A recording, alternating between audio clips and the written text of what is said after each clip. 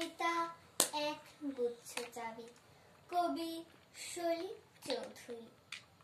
উত্তরাধিকার সূত্রে পেয়েছি শুধু এক গুচ্ছ চাবি, ছোট বড় মোটা বেটে নানা রকমের নানা ধরনের চাবি।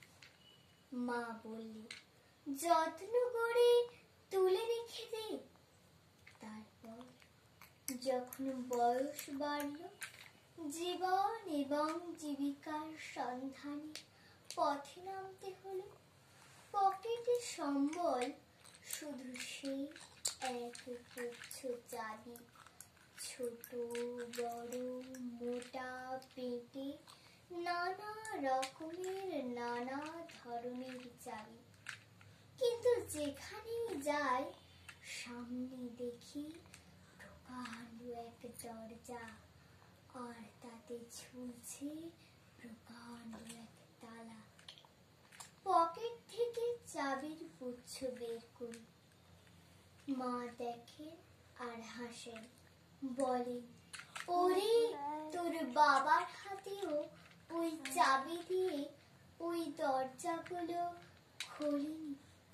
শুনেছি নাকি তার বাবার হাতে খুলত। আসল কথা কি জানিস?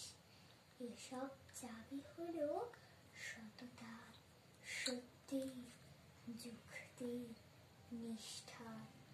এসব দরজাগুলো খোলে না, তবুও তুই ফেলে দিস না। তুই যখন চলে যাবি তোর সন্তানদের হাতে দিয়ে যাস এইসব চাবির গুচ্ছ। হয়তো তাদের হাতে, হয়তো কেন, নিশ্চয়ই তাদের হাতে একদিন ওইসব সততা, সত্যি, যুক্তি, নিষ্ঠার চাবি দিয়ে জীবনের বন্ধ দরজাগুলো খুলে যাবে, খুলে যাবে। নমস্কার।